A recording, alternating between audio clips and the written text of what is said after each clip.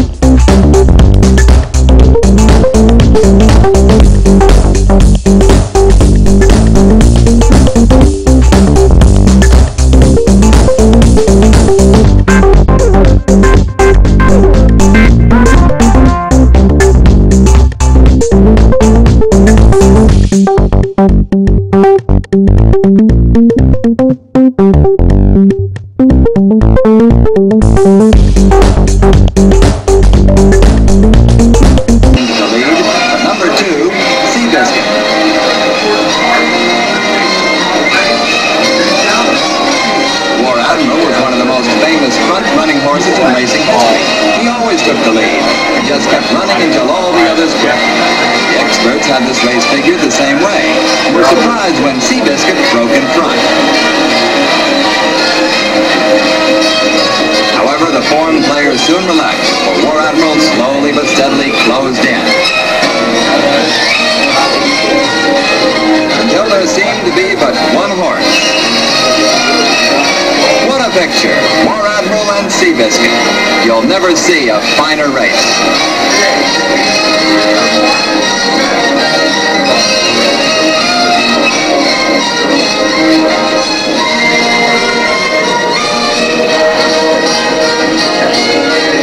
As they made the final turn, an underrated Seabiscuit gave proof of being a really great horse.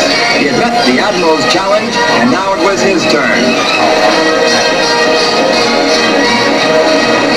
He pulled in front by a nose, then ahead, then half a length. There's no doubt now it was Seabiscuit's race. Now if you look close, you can see one of the most interesting shots ever to come in front of our cameras. Jockey Wolf on Seabiscuit turns and gives his opinion and advice to a beaten War Admiral. Welcome back. We're talking sports, and topic we're talking about today is the horses. Where are you guys going to find the horses at? From the guy that owns the horse, right over here. Remember Fiery K? I do remember Fiery K. I don't know how we could forget that one. 180 to 1, the trifecta. Lost by that much, didn't we? That was an exciting day. We came close to making thousands of dollars. 180 to 1, I put $20 on that bad boy. Now where is Fiery K? Out on a farm. And what race was this? Was this the Preakness? That was actually in This New was Jersey, a horse, right? the horse that we owned with my brother. He trains up in at Philadelphia Park, and friend of mine and my brother and I went in on this horse together. That was you, Crowley, and your brother? Yep. How much did you guys pay a month? You had to pay several $100s, correct? $400 or $500 a month to keep it, and hoping that it would naturally earn that money back and more, but that didn't really happen. Elmer's Glue, I heard, was pretty satisfied with the way Fiery K ran. And you developed this love for horses by growing up in Bowie, which who had a racetrack for decades? Yep, the Bowie racetrack, famous racetrack, way back in history. That closed in 1982, right? Yeah. Was it that long ago? Yeah. Too much traffic through Bowie. Yeah. But my brother started there when he was in high school, trained horses, hot walked. Yeah, my brother got us into the horse racing industry, I guess. He took a job training horses over at Bowie, worked at Laurel and Pimlico, that whole circuit. My father became interested, in what his son was doing, and started handicapping horses, and he would take us to different racetracks, Delaware, Philadelphia, Pimlico, up to Timonium, where the state fair is. Was he the one that got you guys to buy Fiery K? My older brother was training Fiery K and found out that Fiery K was for sale and thought it was a good opportunity. You had him for, I think, for a year at least. Yeah, about a year. Yeah. How many times did you race him? Well, she had a good history up until the year we bought her. Yeah, I remember the law race at the trifecta was that close. So I actually thought it was a pretty good horse. I said, wow, Yeah. we almost made a fortune. I put $20 down. You did too. Remember that? Yeah. And we also got a couple beers on that, didn't we? Did you win any races No. with your horse, Fiery K? Fiery K came in second once and fourth, which we still get some money for fourth place finish. So that helped pay for the vet bills and the feed and all the other bills that you don't realize that you're going to have. But it's exciting. Yeah. It's like they say, like the Kentucky Derby is the most exciting 2 minutes of sports. And if you have a horse that you like, or especially if you've bet some money on it, then it really is exciting. When we went up there that time, I wasn't even expecting much. My heart, oh my goodness, when that hit the old stretch, I'm like, oh my goodness, we're gonna win. I'm like 180 to 1, and I'm going like this and this. Yeah. And that horse, we thought he did come in third. Yeah. And they went to like what, photo finish or whatever. That Yep. much. Yeah. That much. Yep, lost by a nose, which is famous, And boy, did Lost by a nose, would have been a- And did that one that hit you in the nose? Because as close as we got, because I wasn't expecting we were going to win. I know how things go, but during the race, I mean, Fiery K, he was coming up. He was coming up. I thought he took it, and I Yeah. said, "Oh my God, we just won! And you just made him 180 to 1. place. We just won." Place third. place third, place No, fourth no, by place a nose. fourth, but we had Yeah. the trifecta. He had to come in third. That's what I'm saying. Yeah. Yeah, it was crazy. I don't know, it How was, close can you get? well, with I Alex, bet your heart was thumping there. Yo. Huh? Oh, it was.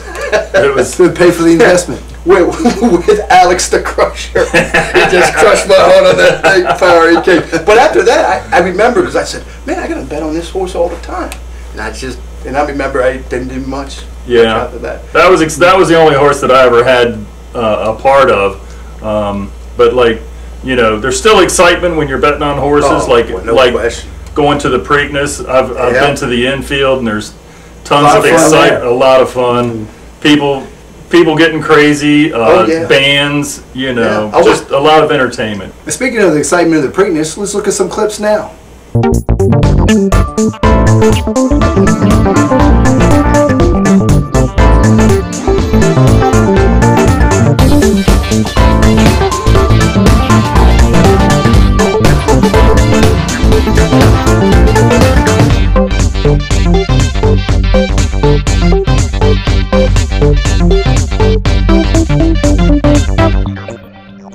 In Maryland, lacrosse thrives at all levels of play.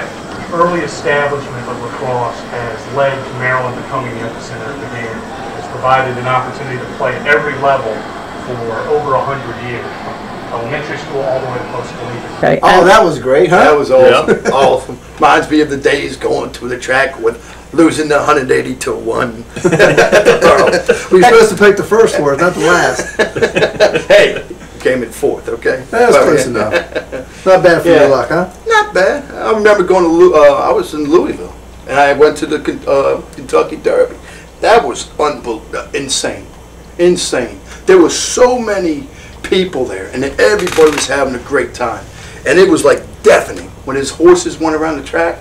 And I don't even remember how far we were from the track, because all it is like a field, and everybody's just there and having a great time. Right. Oh my goodness, everybody's trying to jump over each other, and people on the hill and stuff, everybody's trying to go crazy. And it was like, just like being at a football game. And I thought my ears were going to bust and stuff. Did I come close? Did we, people I was with, did we come close to betting? No, didn't come close. I don't even think fifth place. Well, you're a Towson alumni. Did you ever go to the Preakness? Yes, I did. And how did it compare to the Preakness? Preakness was great too. I mean, Preakness was great, but Louisville, that's the Super Bowl of horse racing. That's right. I mean, everybody's got the big old hats and stuff, and all these women with the big hats running around with their, Drinking their mint julep? I don't know. Yeah. I don't know much about fashion, but I'm sure a lot of these dresses were costing $5,000 or so. I mean, you had people with You know how you see those dresses, everybody's out there like they're going to the ball from 1980 or something, to England or something. Yeah, and everybody's got the old drinking. Well, and we were laughing too, because we're just a bunch of bums out there. Hey, we were just wondering about the horses having a good time and stuff. But everybody came from all over the place. You go to Preakness, most people from the area, Baltimore and stuff. You're in Louisville, we got there early in the morning. Everybody was from somewhere else. You know, the most people, Kentucky though, don't get me wrong. Right. But you had people traveling from Washington State, Hawaii. You know, I mean, that's a big thing. It's the Super Bowl of horse racing. And it was crazy, and none of us won money. I went up there with like 10 of us. Nobody But won you had money. fun. Oh, of course, I had fun every wacko. That's good. All right, guys, we're having a great time, but let's take a break right now. We'll be right back. I haven't changed, you have, that's why you don't see me without you used to. So I must leave you now and go do what has always brought me peace and stay true. I must go ride horses.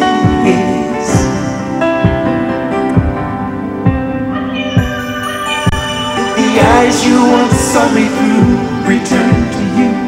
You know where to find me. For now, goodbye, my love.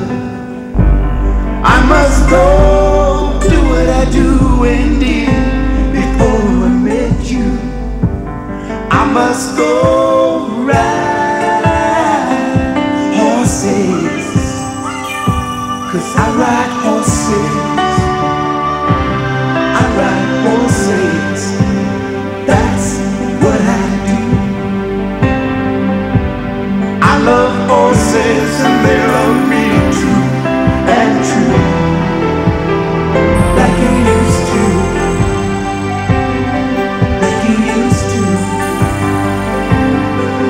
So I'm saying goodbye to you, and if you need or wish to find me, I'll be doing what I do and did before I met you. I'll be riding horses. I'll be riding horses, 'cause that's what I do. 'Cause I love horses and they love me too. And true, like you used to, like you used to. I ride horses.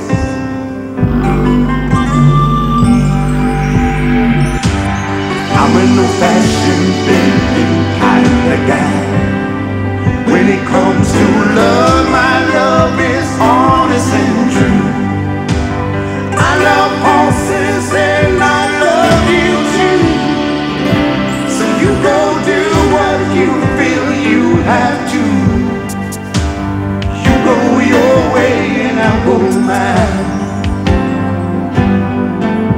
'Cause your love for me is no longer true. But if the eyes you once saw me return to you, you know where to find me. For now, goodbye my love. I must go do what I do and did before I met you. I must go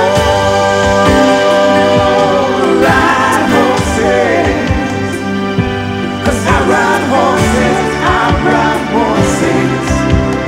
That's what I do. Welcome back. I'm Rick, and we're talking sports. I'm here with the Wiz and Alex.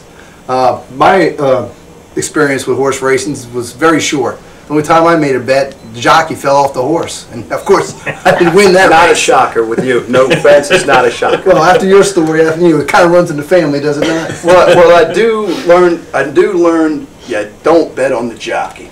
You bet on the track. Right, Speaking Allie? of jockeys, you're a little large for being a jockey, so your dream was crushed, huh? Right. Is that why we call you the Crusher? That's right. I've crushed several horses. And several dreams when people bet on your horses. But isn't it not true though? You bet. It's better to bet on the track than the jockey, right? Well, it's good to know if the rail's fast or if, you know, if the faster lanes are outside. You know, you don't want to be on the rail if it's deep, because then you're just going to be trodden. It's like running on the beach in sand. It's a little bit tougher, whereas some of the other horses are running like on the road, and these are running in the sand. Right. You know, it's a big advantage there. And I'm sure you use it a lot when you go to the Preakness. You look at the weather, the tips, the horses, you read the programs. That's right. There's so many factors. You know, I don't want to say it's a guessing game, because some people are really good at it, but there's so many factors involved. You know, you look at the trainer and his record and how well he does. You look at the jockey, because there is some skill in maneuvering or holding your horse back or letting it go at the right time. But yeah, there's weather, you know, weather factors, rain, sloppy track, deep track. I mean, obviously it's one of the hardest sports because there's hardly any Triple Crown winners, correct? Correct. Right? And we had one. Yes, we did. What was the last one? What was the last one out? It was 1978, and then a couple of years ago, we had another Triple Crown winner, American Pharaoh. It's like Rick said earlier, it's not going to happen this year, which takes a little bit of the excitement away from the Belmont, but it's still one of the three top races of the year, and it's a long one, so you know, some of the speed horses have a little bit more trouble. You're going to look for somebody that can go that kind of distance. It's 1.5 miles, so. Yeah, it's a tough thing to bet on. I know that. I found that first knowledge. But it's fun.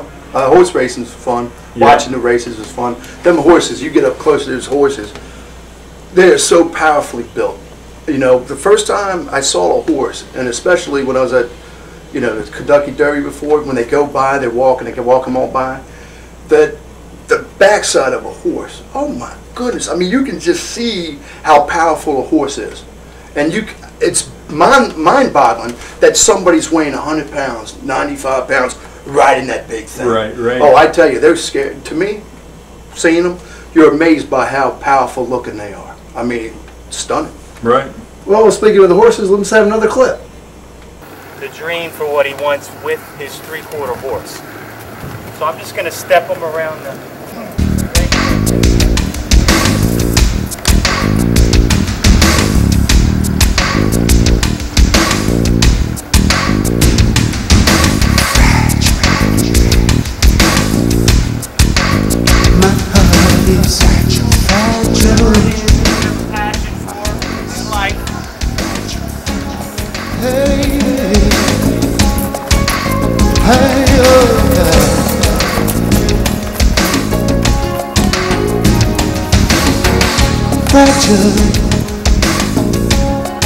My heart is fragile.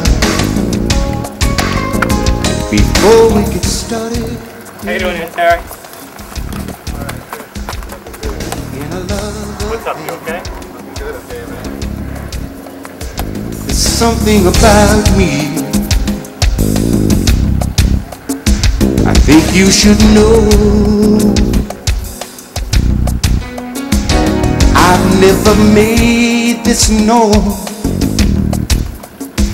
to those I've loved before. What I wanted came before what was good for me. I can't. This is the horse that's going to carry me across the desert on that Santa Fe horse ride. 3/4 horse, Morgan Arabian, Tennessee Walker. He's about 7 years old, still growing. He's not a gelding, he's a stallion. His name is Nigel.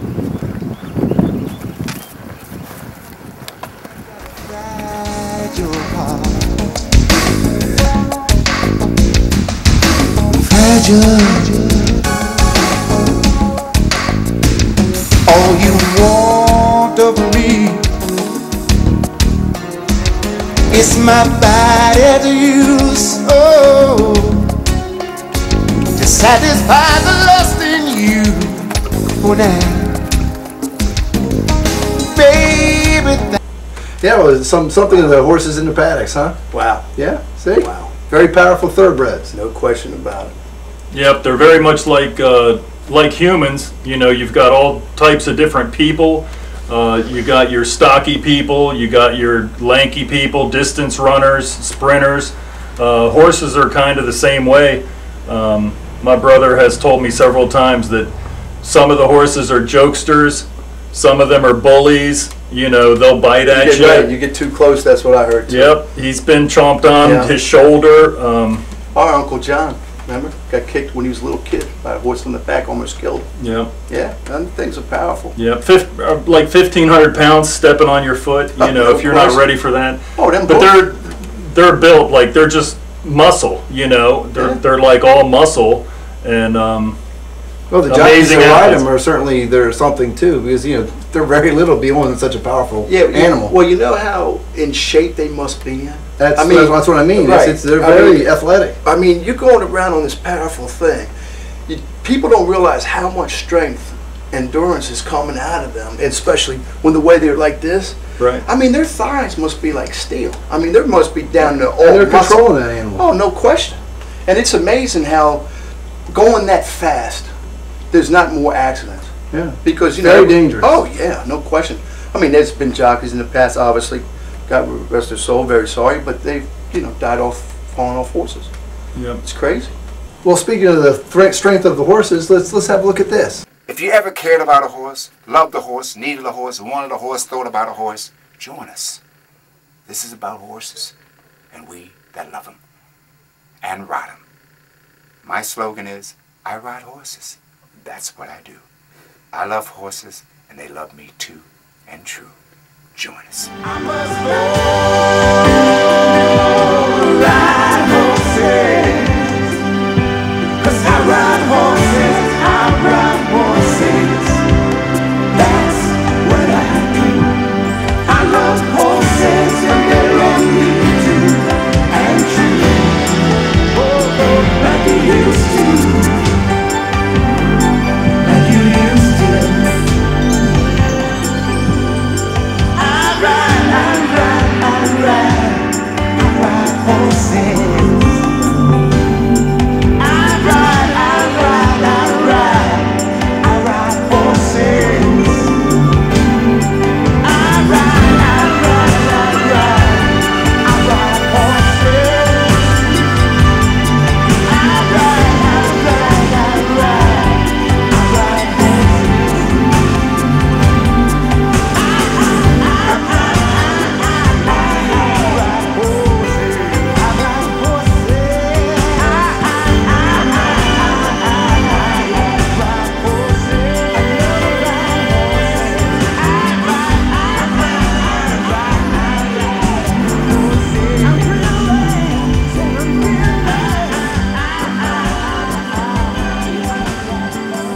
Well, welcome back. It's really been a great show with you guys. Thank you so much for being here. Any last thoughts on the horses? Yes, I'm going to get a hold of him. I think we ought to collect some money and get our own Fiery K back going. What do you think? Count me out. What about you? Let's get it. I don't know about Fire K. Let's find the one who came in third and let's get that one. I was the one that came in first. For the trifecta. After seeing these beautiful horses, I'm going to hit the track a lot more. There's no question about that. I will be going to the Laurel Raceway as soon as we get off from the show. Now you say we're going to go to Laurel. That's a good thing. I think I'd like to go with you. Let's go. Well, let's go there. Maybe we'll win some money. Let's Yep. go. A few weeks, we'll hit the Belmont. On We'll this go that Saturday. day. And if not, we'll just see some good horse races and some good horses. Yep. That sounds great to me. All right. Well, thank you for joining us, Kyle, Alex. Appreciate you being here. No problem. We're talking sports. Hope to see you again.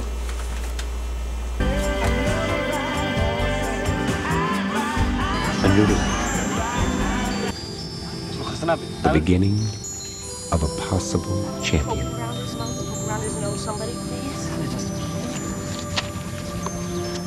Can't expand as long as he's coming too. Time. Much work. And a smile from the heavens.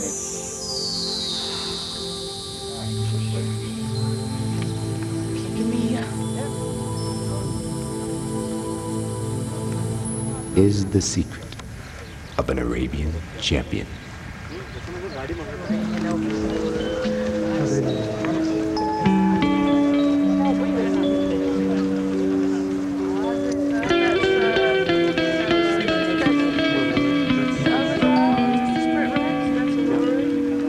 The desert, usually a dry place, has in recent years had more than its expected rainfall, creating a new challenge, that of water and becoming acclimated to it for a successful marathon run.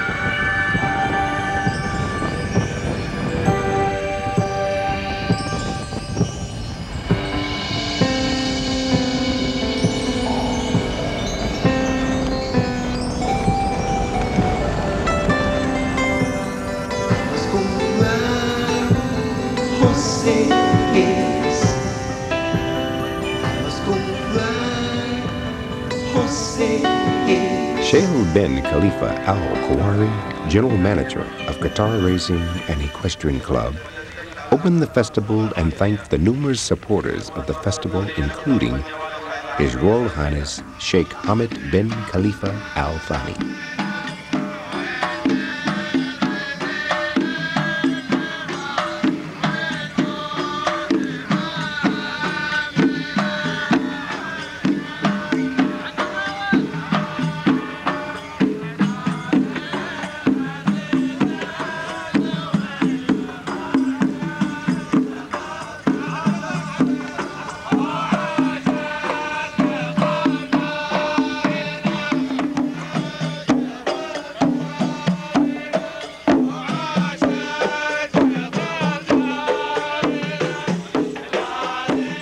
The show draws some of the top Arabian show horses in the world. Horses are shipped in from the USA, Australia, Europe, Jordan, and the United Arab Emirates. Princess Alia and Princess Anne Al Hussein of Jordan were on hand to receive awards for horses presented by the Royal Stud of Jordan. The Arabian horse is judged for its beauty, conformation, and presence. Years of breeding, conditioning, and training. Hi, I'm Patrick Swayze, and I was in Qatar for the Festival of the Horse in '95, and I had a very, very lovely time, and I'm looking forward to and waiting with bated breath for '97. I'll see you there. If you enjoyed the show and would like to be a guest on the show, please contact us. And I'm Rick Schnabel, your host, and we're talking sports. Goodbye. See you again next time. What? I was celebrating.